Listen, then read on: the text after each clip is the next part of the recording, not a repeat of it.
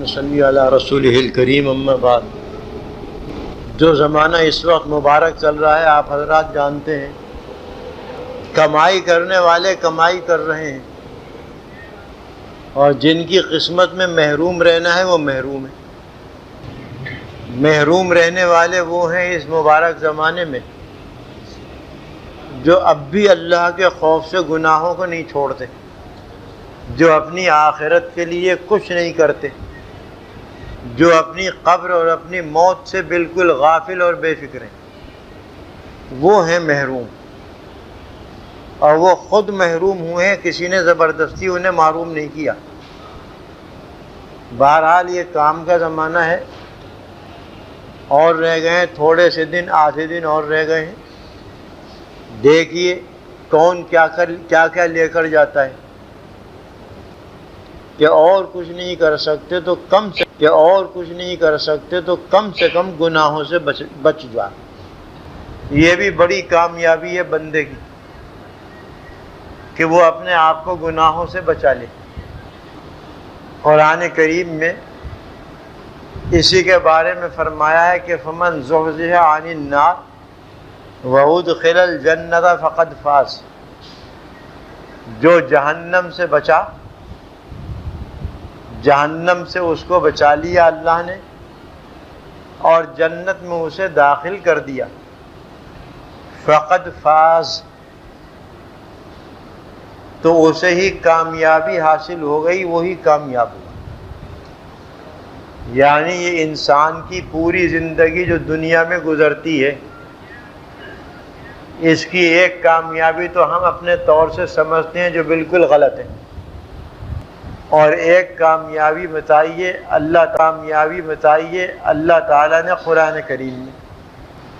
ہم تو کامیاب اس کو سمجھتے ہیں جو جتنا بڑا دھوکے باز ہو، جھوٹا ہو، شاطر ہو، لٹیرا ہو، لوگوں کے حقوق مارنے والا ہو، اور پھر اس سے وہ اپنی دنیا بنائے، کوٹھیاں بنائے، بنگلے بنائے، ملیں کھڑی کر لے اور اقتدار کے اوپر جا کے جم جائے۔ ہم سمجھتے ہیں یہ ہے کامیاب۔ سوچ بدل گئی ہماری۔ قرآن کریم کی سوچ اور قرآن کریم کے تصور سے ہم نے اپنے تصور کو بدل دیا۔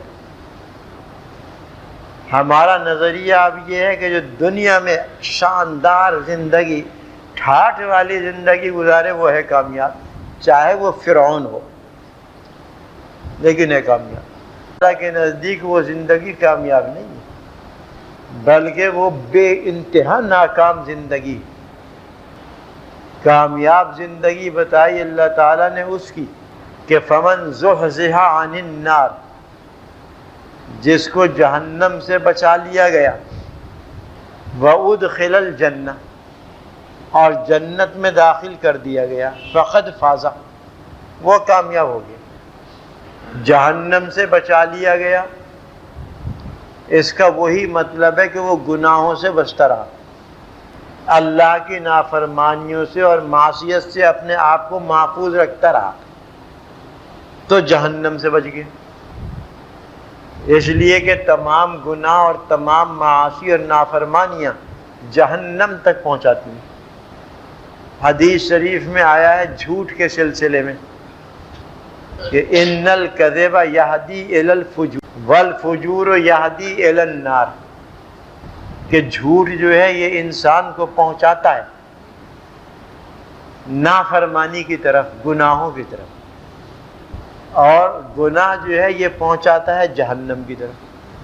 یہ اگرچہ ہے جھوٹ کے سلسلے میں جو آج ہماری غذا بن گئی اور شیر مادر بن گیا، اور ایک فن بن گیا، ہنر بن گیا، تو اس کے یہ سب سے بدترین گناہ ہے زبان کے گناہوں میں جھوٹ بول دینا۔ اس کو حدیث شریف میں نفاق کی علامت، منافق کی علامت قرار دیا گیا کہ یہ کام تو منافق کا ہے کہ دل میں کچھ، زبان پہ کچھ، دل میں تو کچھ اور ہے، زبان پہ کچھ اور ہے، یہ تو جھوٹ ہے۔ فرمایا منافق کی چند علامتیں ہیں. اذا حدث کذب، جب وہ بات کرے تو جھوٹ بولے، یہ منافق کی علامت ہے. وَإِذَا وَعَدَ غَدَرَ، اور جب وہ کسی سے وعدہ کرے تو اس کو پورا نہ کرے، غداری کر جائے، دھوکہ دے جائے. وَإِذَا خَاصَمَ فَجَرَ، اور جب کسی سے کچھ تھوڑا سا جھگڑا ہو تو بس وہ گالیاں بکے، وہ فحش گالیاں دے کہ جو کوئی شریف آدمی سن نہیں سکتا. خاصم فجر، جھگڑے کے وقت بدترین گالیاں اور فحش گوئی سے کام لے. اور بھی ہیں وَإِذَا اؤْتُمِنَ خَانَ، اور جب کوئی اس کے پاس امانت رکھ دے تو اس میں خیانت کرے. امانت، بلکہ اگر کوئی شخص امانت رکھتا ہے کسی مسلمان بھائی کے پاس اس پر اعتماد کرتے ہوئے تو یہ امانت رکھنے والا اس کو اپنے لیے مال غنیمت سمجھتا ہے کہ یہ غنیمت کا مفت کا مال آ گیا، کھاؤ. اور جب بیچارہ طلب کرتا ہے وہ امانت رکھنے والا تو اس کی عمر گزر جاتی ہے وعدے سنتے ہوئے، کل دوں گا پرسوں دوں گا، اور اب وہ پورے نہیں ہوتے وعدے. یہ منافق کی علامتیں ہیں.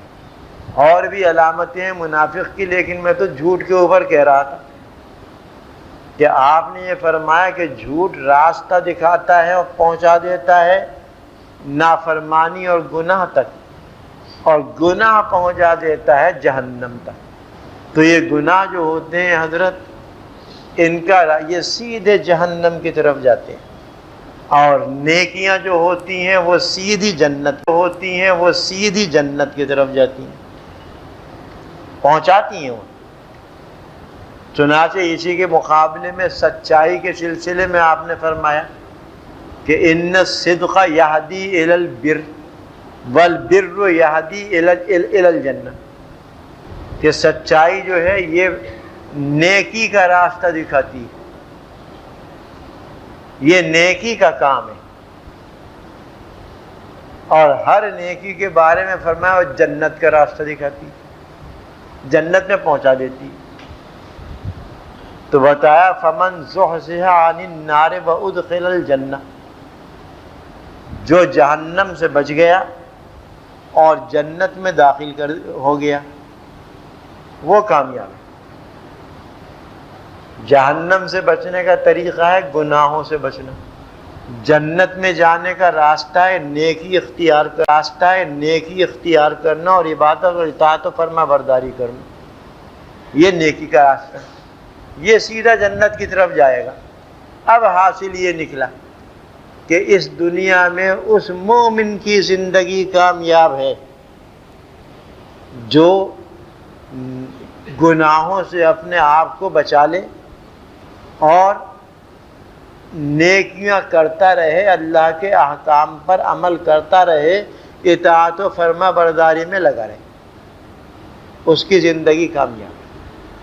اوروں کی زندگی تو کامیاب ہوگی ہی نہیں، ظاہر ہے بالکل، کیونکہ انہوں نے اپنی زندگی کا مقصود کچھ اور ہی بنا لیا ہے. تو میں یہ عرض کر رہا تھا کہ بڑی کامیابی ہے یہ بندہ مومن کی کہ اس زمانے میں اپنے آپ کو گناہوں سے بچا لے.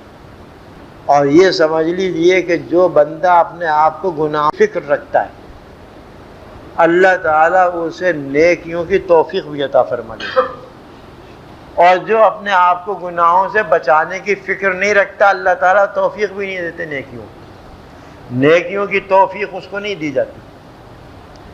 اللہ کی جانب سے جو توفیق ہوتی ہے فرما برداری کی وہ ان بندوں کو ہوتی ہے کہ جو گناہوں سے بچنے کی فکر رکھتے ہیں. میں یہ نہیں کہہ رہا کہ گناہوں سے بچ جاتے ہیں، گناہوں سے بچنے کی فکر رکھتے ہیں.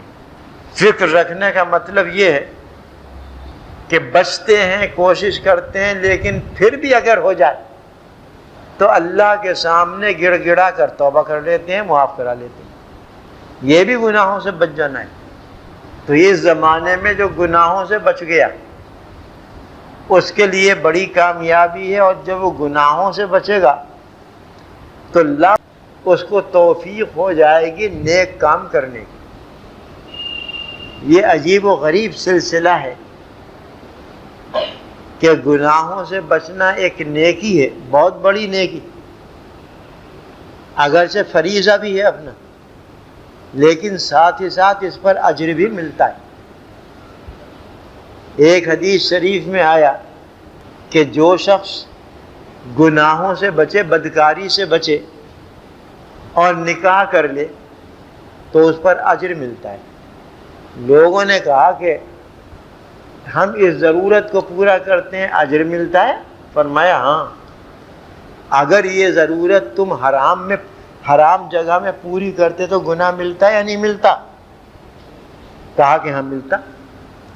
جب حلال جگہ میں پوری کرو گے تو اجر ملے گا، ثواب ملے گا۔ تو گناہوں سے بچنا اگرچہ ہمارا فریضہ ہے، لیکن یہ اللہ کا کتنا بڑا انعام ہے کہ وہ اس پر بھی ثواب دے دیتے ہیں، اس پر بھی اجر عطا فرما دیتے ہیں۔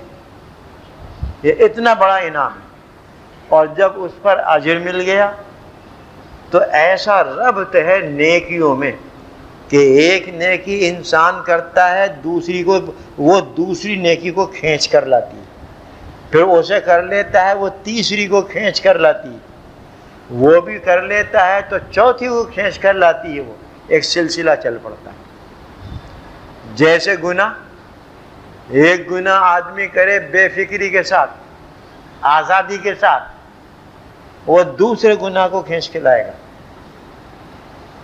اور وہ بھی کر لے گا تو تیسرے گناہ کو وہ کھینچ کر لائے گا۔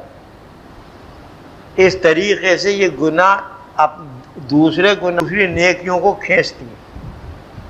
جب اس نے اپنے آپ کو گناہوں سے بچا لیا تو اس کو اجر و ثواب ملا، نیکی کا کام کر لیا اس نے، اب دوسری نیکیاں اس کے ساتھ آئیں گی۔ لہذا جو جہنم سے بچا لے گا اپنے آپ کو گناہوں سے بچ کر، تو لا محالہ وہ جنت میں داخل ہوگا نیکیاں کر کے۔ وہ ہے کامیاب زندگی، اور کسی چیز میں کامیابی نہیں۔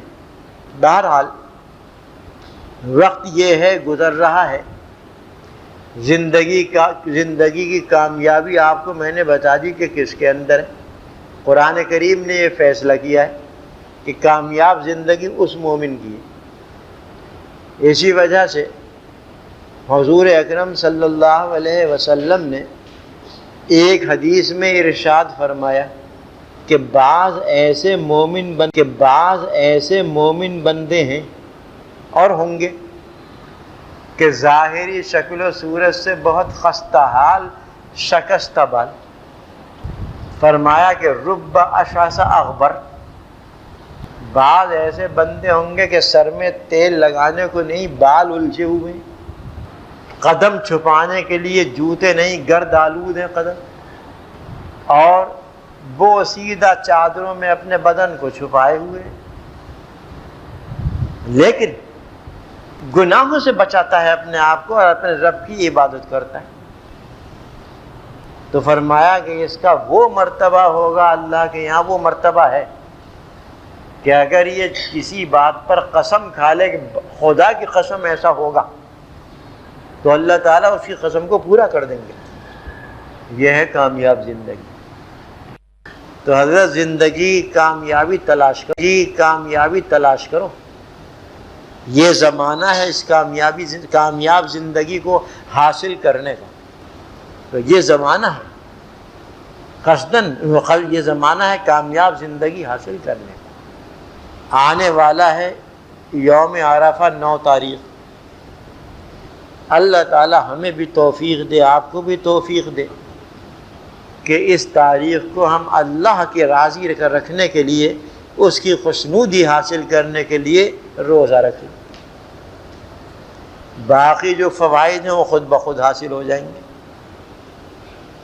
نیت نہ کریں ہم ان کی۔ روزہ تو خالص اللہ کے لیے رکھیں، باقی جو فائدے ہیں دنیا بھر کے وہ خود آ جائیں گے۔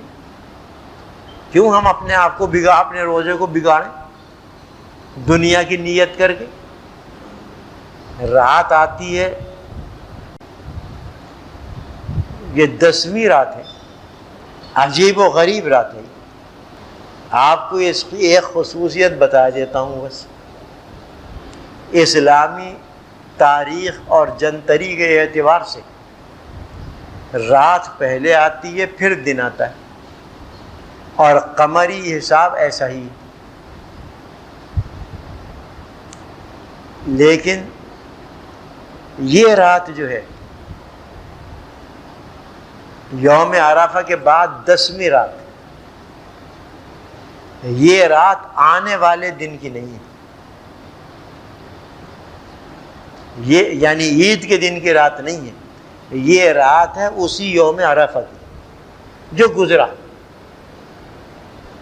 اسی کی رات ہے. گویا یوم عرفہ کی 2 راتیں ہو گئی. 9 تاریخ کی شرعی اعتبار سے 2 راتیں ہو گئی.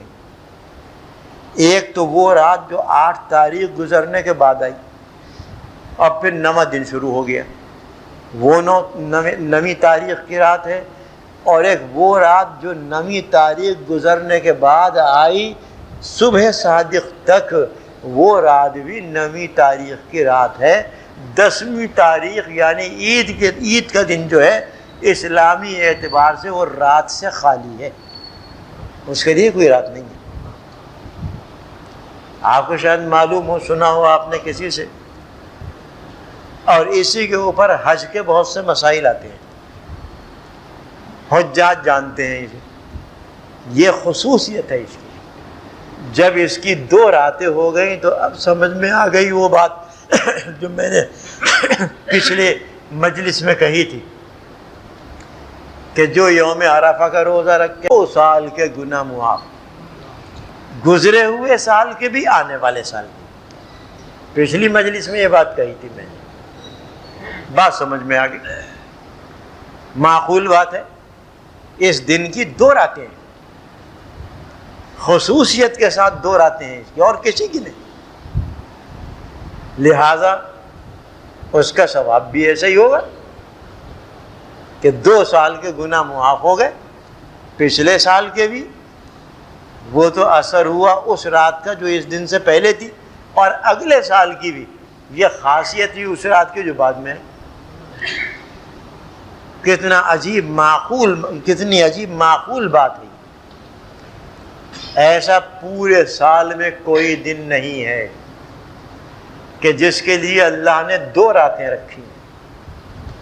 اب اسی سے آپ اندازہ لگا لیجیے، یہی وجہ ہے کہ قرآن کھائی گئی اس کی. فرمایا والشفع والوتر، قسم جفت کی اور قسم طاق کی. جفت سے کیا مراد ہے؟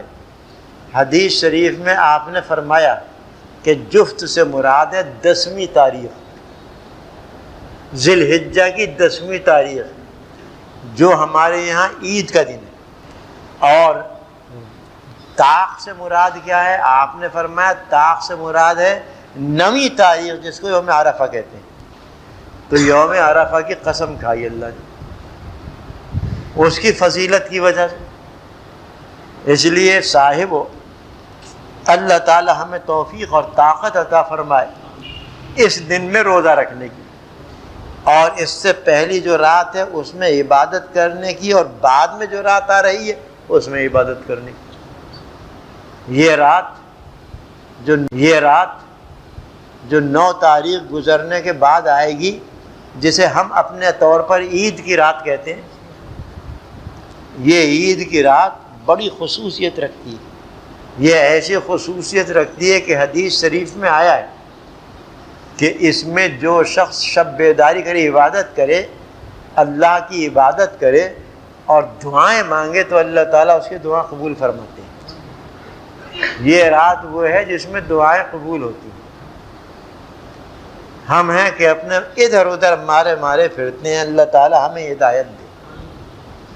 رو کے ہم اپنے آپ کو اور اپنے بچوں کو کہ بھئی کچھ تھوڑا سا وقت ہے، مہلت ہے تھوڑی سی، مانگ لو اللہ سے کچھ اور کر جاؤ. باہر نکلنے کے لیے پورا سال پڑا ہے، نکلو. لیکن اس وقت تو کچھ کر جاؤ. تو یہ ایسی رات ہے، ایسا دن ہے، ایسی رات ہے، ایسا دن ہے. پھر ہے عید کا دن. عید کے دن شریعت کی اور اسلام کی جانب سے صرف 2 چیزیں ہیں ایمان والوں پر. پہلی تو ہے نماز. پہلا فریضہ جو ہے وہ نماز، نماز عید. اور دوسرا فریضہ ہے اس عید میں قربانی. صاحب نصاب اور صاحب حیثیت پر قربانی. 3 دن کے اندر اندر جو ایام قربانی ہے، اگر کسی کے پاس نصاب آ گیا، ایسا نصاب کہ جس کے ذریعے وہ قربانی خرید سکتا ہے، اس پر قربانی لازم ہو جائے گی. صدقہ نہ کرنا اس کا قائم مقام نہیں ہوگا. کیونکہ آج کل یہ چیز بھی پھیلائی جا رہی ہے. قربانی کرو گے 2-3 دن گوشت کھا لو گے اور کیا ہوگا. اس سے بہتر ہے کہ فقیروں کو صدقے میں دے دو. یہ ایک تحریک ہے جو چل رہی ہے. آپ یاد رکھیے کہ قربانی ایک مستقل فریضہ ہے، صدقہ دینا ایک مستقل فریضہ ہے. ایک فریضے کو ادا کرنے سے دوسرا ادا نہیں ہوتا. جیسے نماز مستقل فریضہ، روزہ مستقل فریضہ. اب اگر کوئی نماز پڑھے اور یہ کہے کہ روزہ بھی ادا ہو گیا، اس میں ہو سکے گا؟ ہو نہیں سکتا. ایسے ہی یہاں پر بھی قربانی مستقل فریضہ، صدقہ دینا مستقل. ایک کو ادا کرنے سے دوسرا ادا نہیں ہوگا. اور ان 3 دنوں کے اندر تو قربانی متعین ہے. اس کے بعد تو قربانی ہے ہی نہیں. 3 دن گزرنے کے بعد لاکھ آدمی اللہ کی راہ کرتا رہے، یہ بات نہیں ہوگی جو ان 3 دن میں. اس لیے صاحب نصاب پر قربانی لازم ہے. خوش دلی کے ساتھ یہ قربانی کرنا چاہیے